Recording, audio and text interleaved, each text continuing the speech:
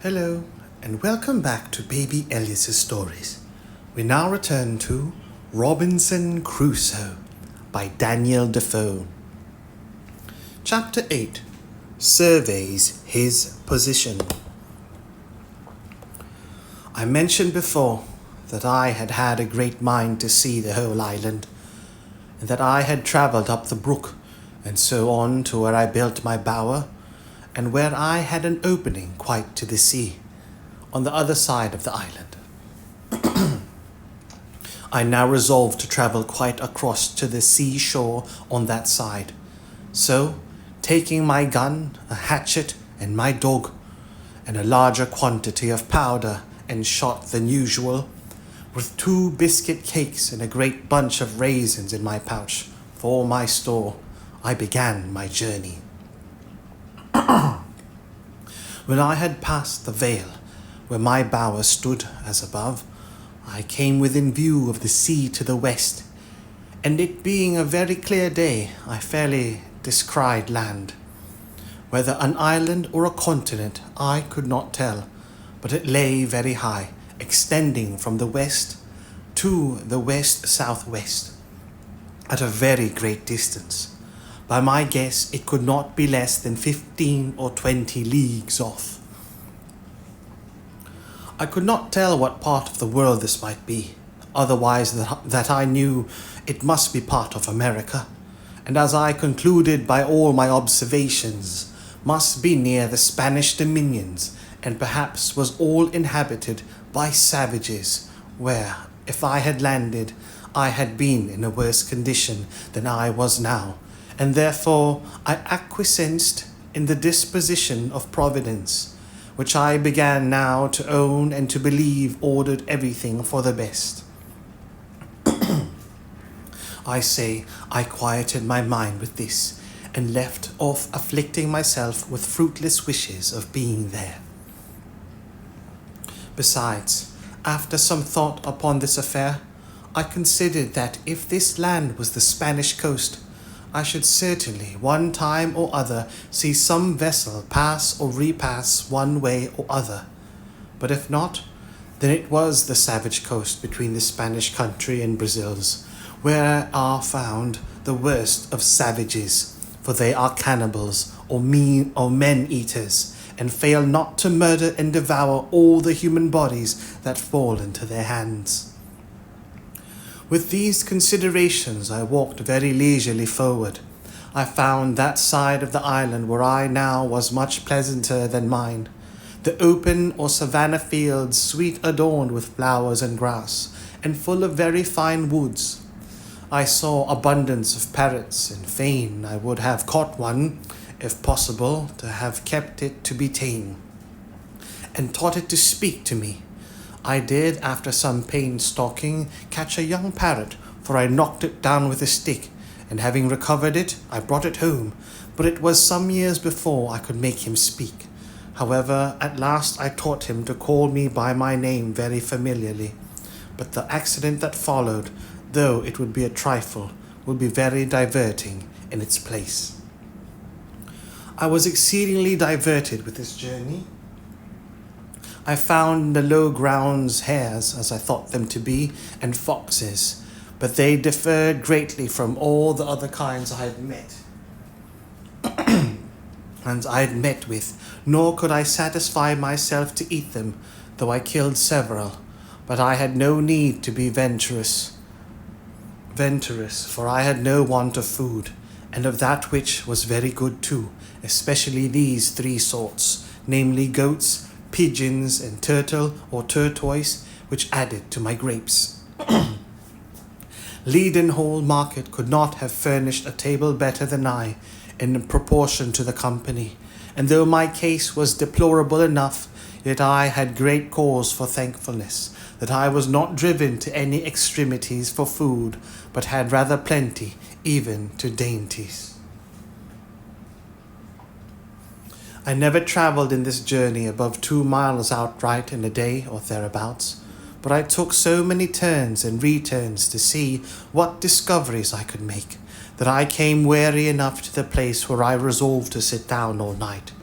and then I either reposed myself in a tree or surrounded myself with a row of stakes set upright in the ground,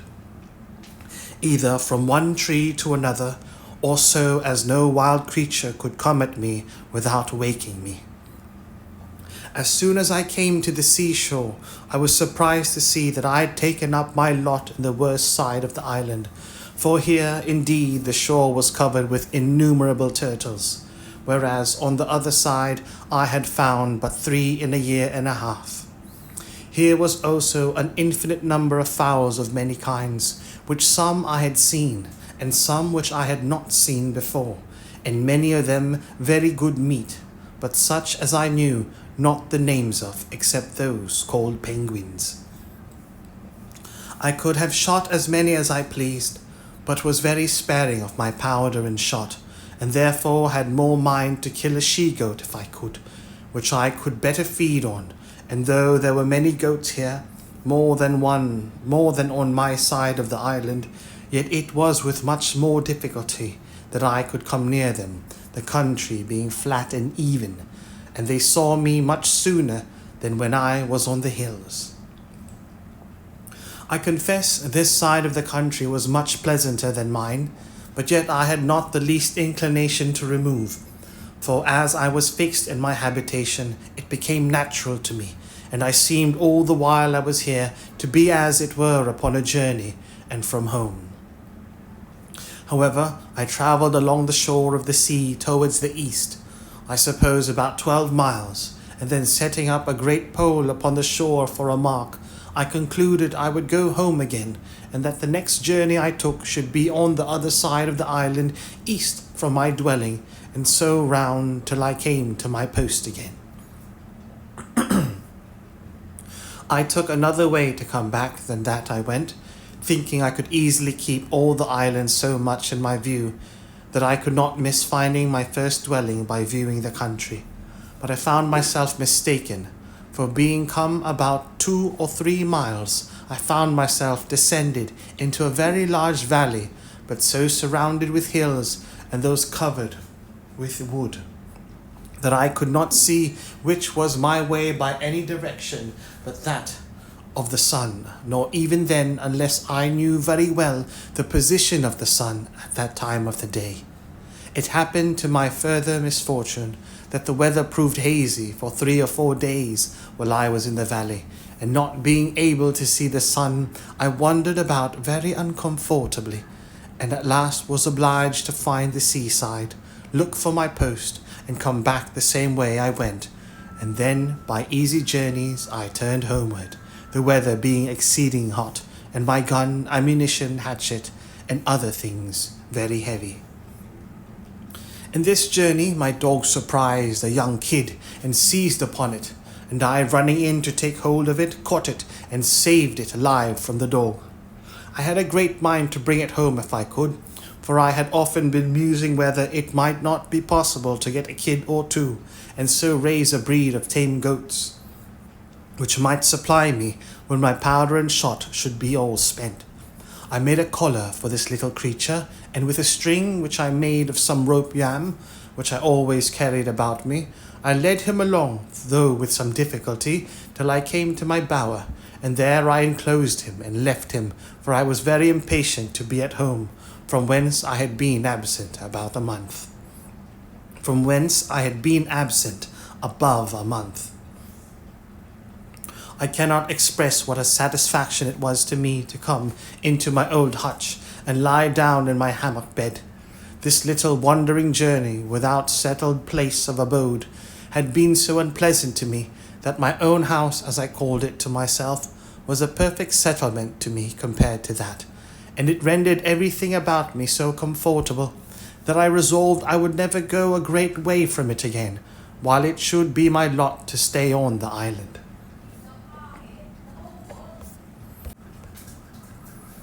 I reposed myself here a week to rest and regale myself after my long journey, during which most of the time was taken up in the weighty affair of making a cage for my Paul, who began now to be a mere domestic and to be well acquainted with me. Then I began to think of the poor kid which I had penned in within my little circle, and resolved to go and fetch it home or give it some food. Accordingly I went and found it where I left it, for indeed it could not get out, but was almost starved for want of food. I went and cut boughs of trees and branches of such shrubs as I could find, and threw it over, and having fed it, I tied it as I did before to lead it away. But it was so tame with being hungry that I had no need to have tied it, for it followed me like a dog, and as I continually fed it, the creature became so loving, so gentle, and so fond that it became from that time one of my domestics also, and would never leave me afterwards. The rainy season of the autumnal equinox was now come, and I kept the 30th of September in the same solemn manner as before, being the anniversary of my landing on the island, having now been there 2 years, and no more prospect of being delivered than the first day I came there. I spent the whole day in humble and thankful acknowledgments of the many wonderful mercies which my solitary condition was attended with, and without which it might have been infinitely more miserable. I gave humble and hearty thanks that God had been pleased to discover to me that it was possible I might be more happy in this solitary condition than I should have been in the liberty of society, and in all the pleasures of the world, that he could fully make up to me the deficiencies of my solitary state and the want of human society, by his presence and communications of his grace to my soul, supporting, comforting, and encouraging me to depend upon his providence here and hope for his eternal presence hereafter. It was now that I began sensibly to feel how much more happy this life I now led was, with all its miserable circumstances, than the wicked, cursed, abominable life I led all the past part of my days. And now I changed both my sorrows and my joys. My very desires altered, my affections changed their gusts, and my delights were perfectly new from what they were at my first coming, or indeed for the past 2 years. or indeed for the 2 years past. Before, as I walked about, either on my hunting or for viewing the country, the anguish of my soul at my condition would break out upon me on a sudden, and my very heart would die within me to think of the woods, the mountains, the deserts I was in, and how I was a prisoner, locked up with the eternal bars and bolts of the ocean, in an uninhabited wilderness without redemption. In the midst of the greatest composure of my mind, this would break out upon me like a storm, and make me wring my hands and weep like a child. Sometimes it would take me in the middle of my work, and I would immediately sit down and sigh, and look upon the ground for an hour or two together, and this was still worse to me, for if I could burst out into tears or vent myself by words, it would go off in grief. It would go off, and the grief, having exhausted itself, would abate. But now I began to exercise myself with new thoughts. I daily read the word of God, and applied all the comforts of it to my present state. One morning, being very sad, I opened the Bible upon these words: "I will never, never leave thee, nor forsake thee." Immediately it occurred that these words were to me. Why else should they be directed in such a manner, just at the moment when I was mourning over my condition as one forsaken of God and man? "Well then," said I, "if God does not forsake me, of what ill consequence can it be, or what matters it, though the world should all forsake me, seeing on the other hand, if I had all the world, and should lose the favour and blessing of God, there would be no comparison in the loss."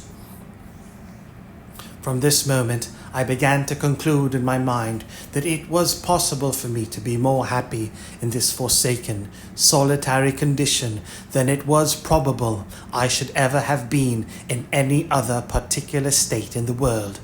And with this thought, I was going to give thanks to God for bringing me to this place. I know not what it was, but something shocked my mind at that thought, and I durst not speak the words. How canst thou become such a hypocrite, said I, even audibly, to pretend to be thankful for a condition which, however thou mayest endeavour to be contented with, thou wouldest rather pray heartily to be delivered from? So I stopped there, but though I could not say I thanked God for being there, yet I sincerely gave thanks to God for opening my eyes, by whatever afflicting providences, to see the former conditions of my life, and to mourn for my wickedness and repent. I never opened the Bible or shut it, but my very soul within me blessed by God for directing my friend in England, without any order of mine, to pack it up among my goods, and for assisting me afterwards to save it out of the wreck of the ship. Thus, and in this disposition of mind, I began my 3rd year, and though I have not given the reader the trouble of so particular an account of my works this year as the first, yet in general it may be observed that I was very seldom idle, but having regularly divided my time according to the several daily employments that were before me, such as, first, my duty to God, and the reading the Scriptures, which I constantly set apart some time for thrice every day. Secondly, the going abroad with my gun for food, which generally took me up 3 hours in every morning when it did not rain. Thirdly, the ordering, cutting, preserving, and cooking what I had killed or caught for my supply. These took up great part of the day.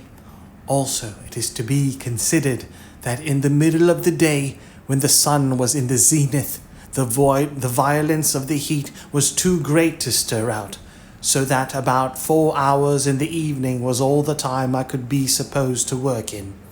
with this exception, that sometimes I changed my hours of hunting and working, and went to work in the morning, and abroad with my gun in the afternoon. To this short time allowed for labour, I desired may be added to the exceeding laboriousness of my work, the many hours which, for want of tools, want of help, and want of skill, everything I did took up out of my time. For example, I was full 42 days in making a board for a long shelf, which I wanted in my cave, whereas 2 sawyers with their tools and a saw pit would have cut 6 of them out of the same tree in half a day.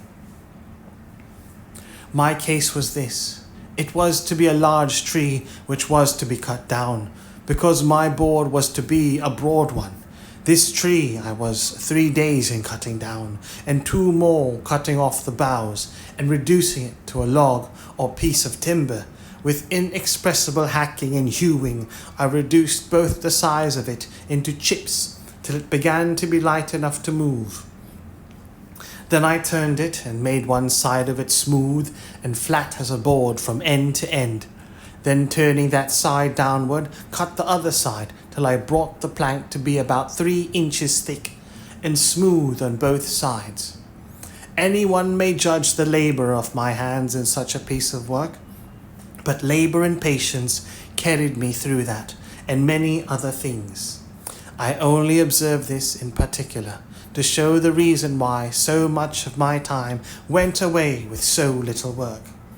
Namely, that what might be a little to be done with help and tools was a vast labour, and required a prodigious time to do alone, and by hand. But notwithstanding this, with patience and labour, I got through everything that my circumstances made necessary to me to do,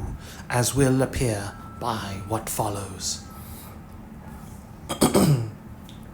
I was now in the months of November and December, expecting my crop of barley and rice. The ground I had manured and dug up for them was not great, for, as I observed, my seed of each was not above the quantity of half a peck, for I had lost one whole crop by sowing in the dry season. But now my crop promised very well, when on a sudden I found I was in danger of losing it all again by enemies of several sorts, which it was scarcely possible to keep from it, as first the goats and wild creatures, which I called hares, who, tasting the sweetness of the blade, lay in it night and day as soon as it came up, and eat it so close that it could get no time to shoot up into stock.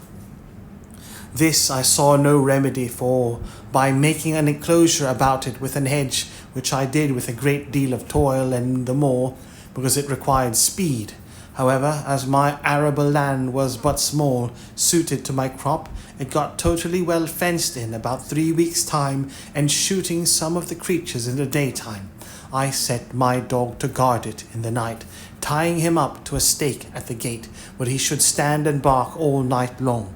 So in a little time the enemies forsook the place, and the corn grew very strong and well, and began to ripen apace. But as the beasts ruined me before, while my corn was in the blade, so the birds were as likely to ruin me now, when it was in the ear. For, going along by the place to see how it throve, I saw my little crop surrounded with fowls, of I know not how many sorts, who stood, as it were, watching till I should be gone. I immediately let fly among them, for I always had my gun with me. I had no sooner shot, but there rose up a little cloud of fowls, which I had not seen at all from among the corn itself. This touched me sensibly, for I foresaw that in a few days they would devour all my hopes, that I should be starved and never be able to raise a crop at all, and what to do I could not tell. However, I resolved not to lose my corn, if possible, though I should watch it night and day. In the first place, I went among it to see what damage was already done, and found they had spoiled a good deal of it, but that as it was yet too green for them. But that as it was yet too green for them, the loss was not so great, but that the remainder was likely to be a good crop if it could be saved. I stayed by it to load my gun, and then coming away I could easily see the thieves sitting upon all the trees about me, as if they only waited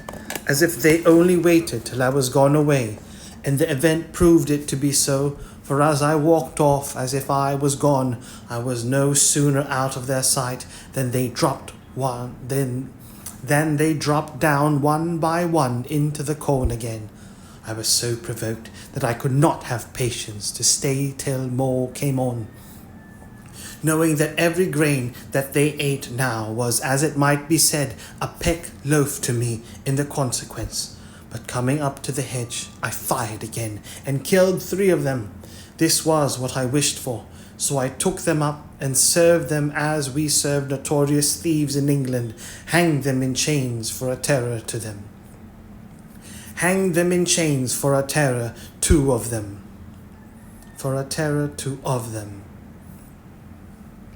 It is impossible to imagine that this should have such an effect as it had, for the fowls would not only not come at the corn, but in short they forsook all that part of the island, and I could never see a bird near the place as long as my scarecrows hung there. This I was very glad of, you may be sure, and about the latter end of December, which was our second harvest of the year, I reaped my corn. I was sadly put to it for a scythe or sickle to cut it down, and all I could do was to make one, as well as I could, out of one of the broadswords or cutlasses, which I saved among the arms out of the ship. However, as my first crop was but small, I had no great difficulty to cut it down. In short, I reaped it in my way, for I cut nothing off but the ears, and carried it away in a great basket which I had made, and so rubbed it out with my hands, and at the end of all my harvesting, I found that out of my half-peck of seed I had near 2 bushels of rice, and about 2 bushels and a half of barley, that is to say, by my guess, for I had no measure at that time. However, this was a great encouragement to me, and I foresaw that in time it would please God to supply me with bread, and yet here I was perplexed again, for I neither knew how to grind or make meal of my corn, or indeed how to clean it and part it, nor, if I made into meal, how to make bread of it, and if how to make it, yet I knew not how to bake it. These things being added to my desire of having a good quantity for store, and to secure a constant supply, I resolved not to taste any of this crop, but to preserve it all for seed against the next season, and in the meantime to employ all my study and hours of working to accomplish this great work of providing myself with corn and bread. It might be truly said that now I worked for my bread. I believe few people have thought much upon the strange multitude of little things necessary in the providing, producing, curing, dressing, making, and finishing this one article of bread, that I, that was reduced to a mere state of nature, found this to my daily discouragement, and was made more sensible of it every hour, even after I had got the first handful of seed corn, which, as I have said, came up unexpectedly, and indeed to a surprise. First, I had no plough to turn up the earth, no spade or shovel to dig it. Well, this I conquered by making me a wooden spade, as I observed before. But this did my work but in a wooden manner, and though it cost me a great many days to make it, yet for want of iron, it not only wore out soon, but made my work the harder, and made it be performed much worse.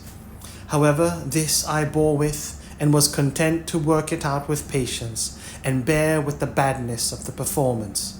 When the corn was sown, I had no harrow, but was forced to go over it myself, and drag a great heavy bough of a tree over it, to scratch it, as it may be called, rather than rake or harrow it.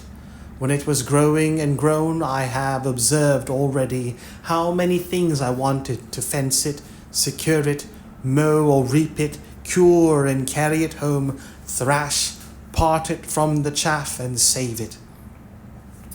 Then I wanted a mill to grind it, sieves to dress it, yeast and salt to make it into bread, and an oven to bake it. But all these things I did without, as shall be observed, and yet the corn was an inestimable comfort and advantage to me too. All this, as I said, made everything laborious and tedious to me, but that there was no help for. Neither was my time so much lost to me, because as I had divided it, a certain part of it was every day appointed to these works, and as I had resolved to use none of the corn for bread till I had a greater quantity by me, I had the next 6 months to apply myself wholly, by labour and invention, to furnish myself with utensils proper for the performing all the operations necessary for making the corn, when I had it fit for my use.